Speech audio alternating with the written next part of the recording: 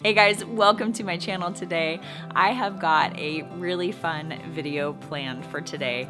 About a week or so ago, I posted a question here on my YouTube page on the community tab asking you what your questions are for me. So today is going to be kind of a question and answer video where I'm going to be going through all the questions that you guys posted on there for me and do my best to answer all of your questions. If you're new here, I'm Erin. I'm a homeschooling mom to 4 kids from pre-K up to middle school.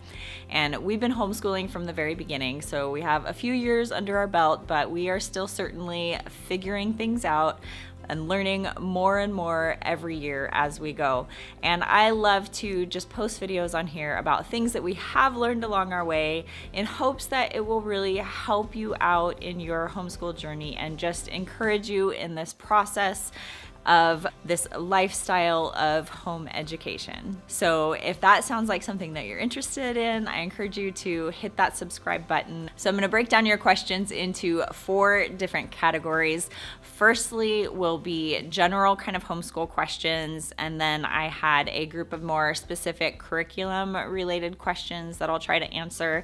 And then there were some motherhood parenting kind of questions and a couple of more personal or life kind of questions that I will get to at the end. So you can skip ahead if there's a particular category that you are more interested in. I will have some timestamps below that you can jump ahead if you would like to do that. Depending on how long it takes me to answer these questions, I may end up having to split this video into 2 parts so that it is not just super long. So let's see how much we can get through today. Let's jump into your general homeschool questions. I'm just gonna read these so I don't mess them up.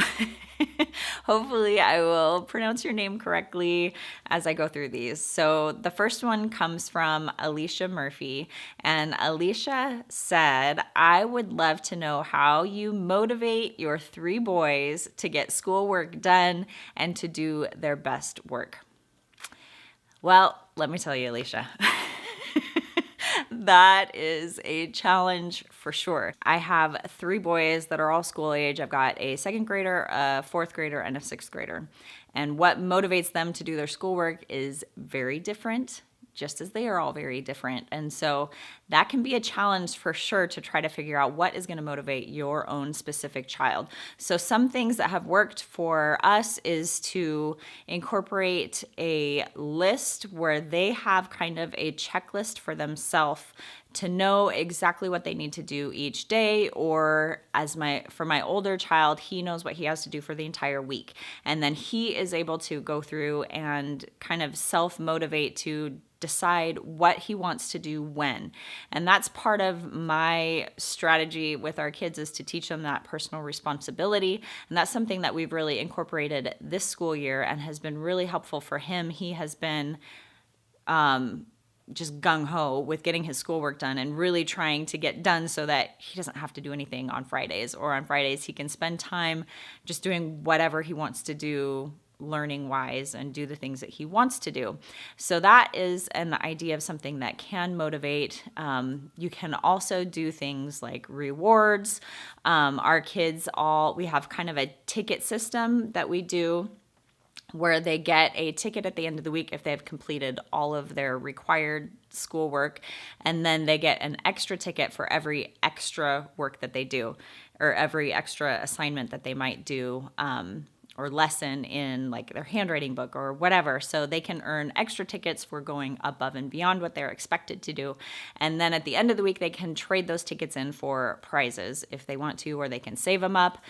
So that has been a good motivating factor. I highly suggest one of the things that you do, especially if you have boys, is to take lots of breaks. And that can really help them to be able to stay focused on the time where they are actually working. And really, a lot of it comes down to just discipline and your encouragement as their homeschool mother and educator is to really be encouraging them to focus when they are working and know that it's just going to be for a short period of time, so they need to give their best effort. So a lot of that really comes down to your discipline in yourself in making sure you're consistent with staying on top of them and making sure that they are doing what they need to do. So there's definitely some placing that responsibility on them, but especially the younger they are, the more that really you're going to have to be in there just encouraging them to keep doing their schoolwork. Okay, my next question is from the Misfit Homemaker, and she asked, how do you incorporate things to make their learning more well-rounded, and how can we enrich our children's learning and support their success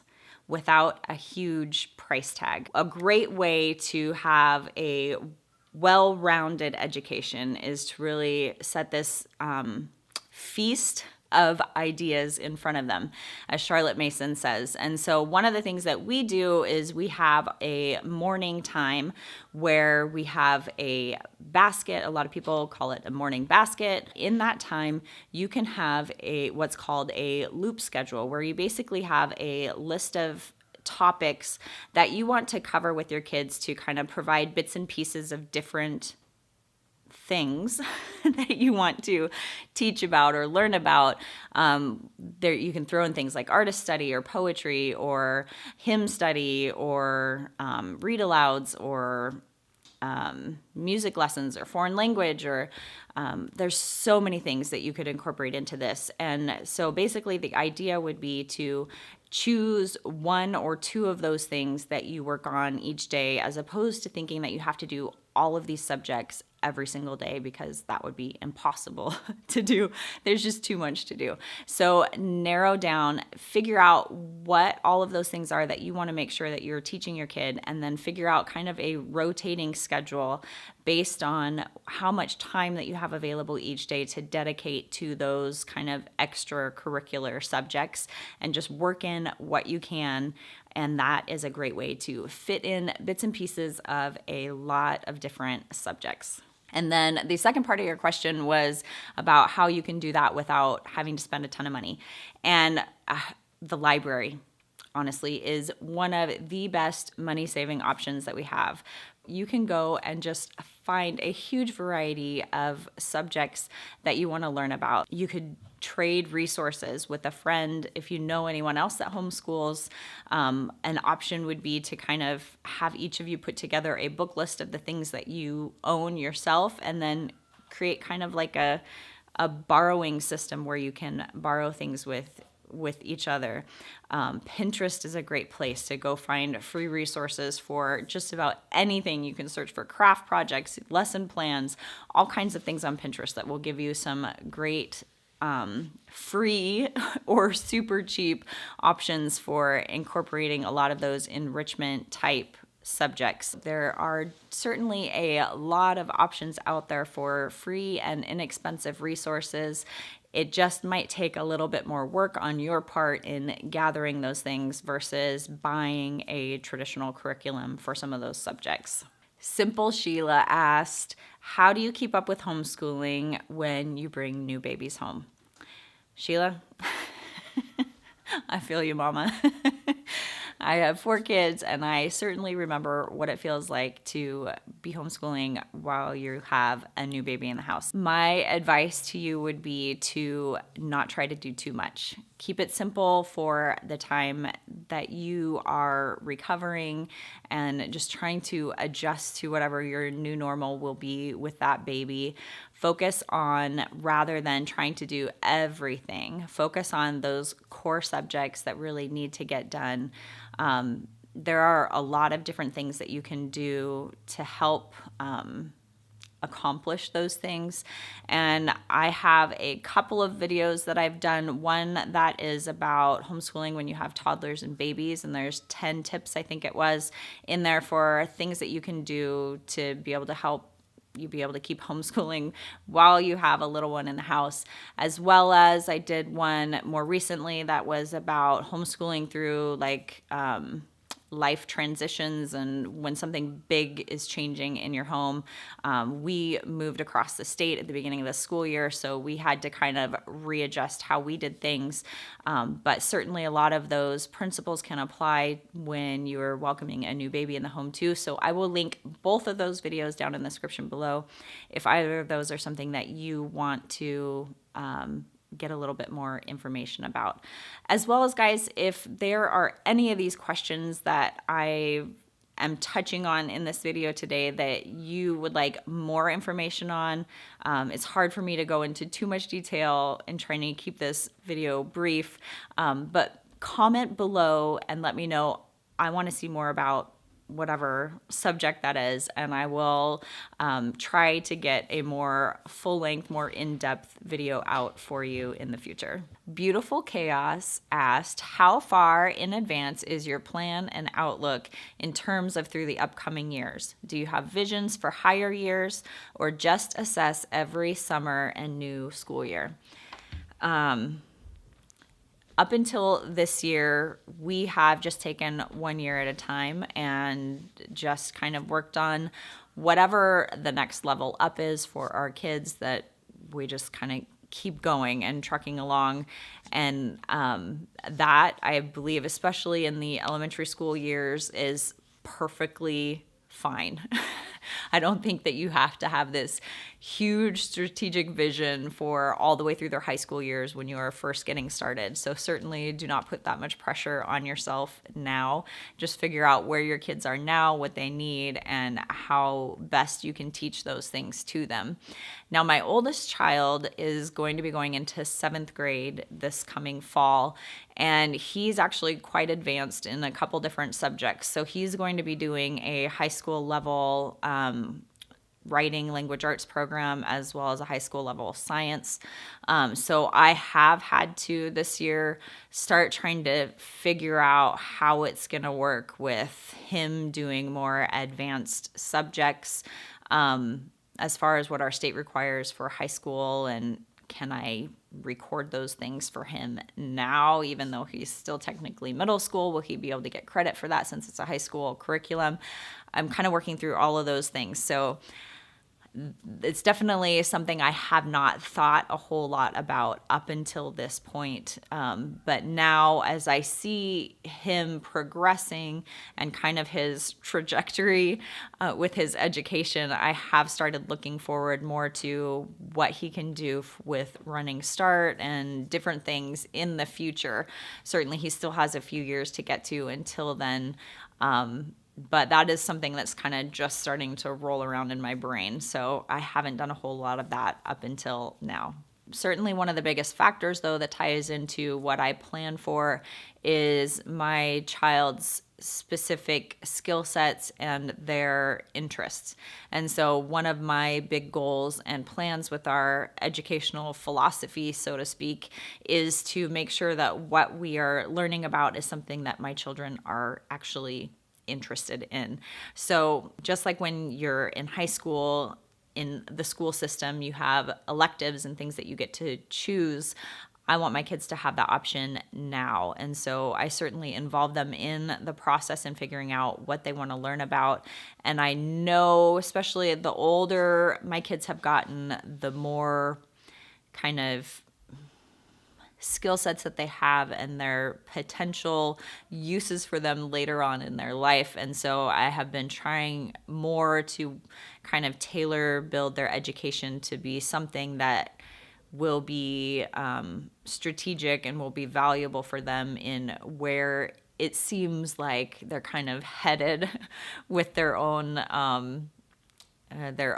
educational process, I guess. Tin C asked, how do you incorporate different homeschooling methods and in what percentages? As far as homeschooling methods that we use, obviously we are an eclectic homeschool. As far as our particular homeschool methodology goes, we certainly are very heavy leaning in the Charlotte Mason methodology for many of our subjects, as well as over the years, we have really evolved into much more of an interest-led approach or unschooling, some people might say.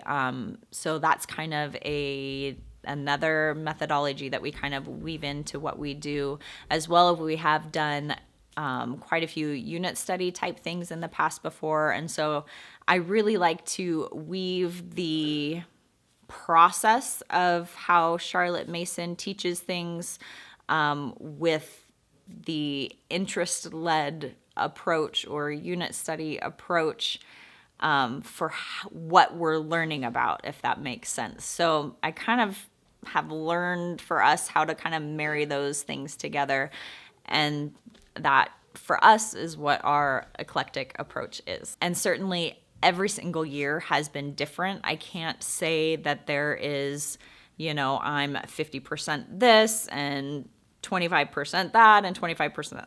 It changes every year. And it's even a little bit different for each kid because each of my kid learns a little bit differently.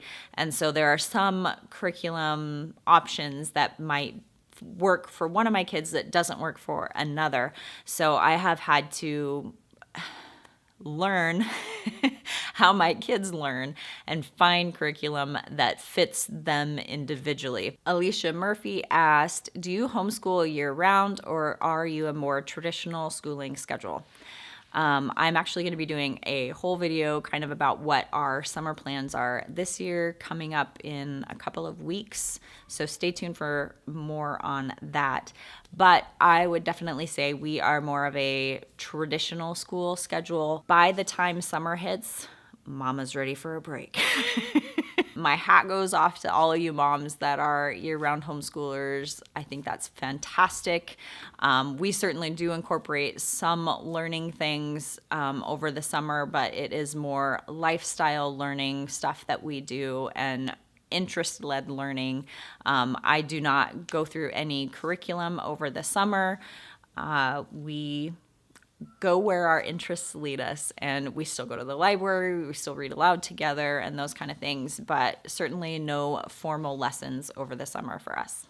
Okay, wow. Whew. I don't know how long this is, so I don't know if this is going to be one video or two, but because I know your time's valuable, and so I don't want to waste it. Hopefully there's something in there that will help you. If you enjoyed today's video, please hit that thumbs up button below, and I will see you next time. Bye-bye.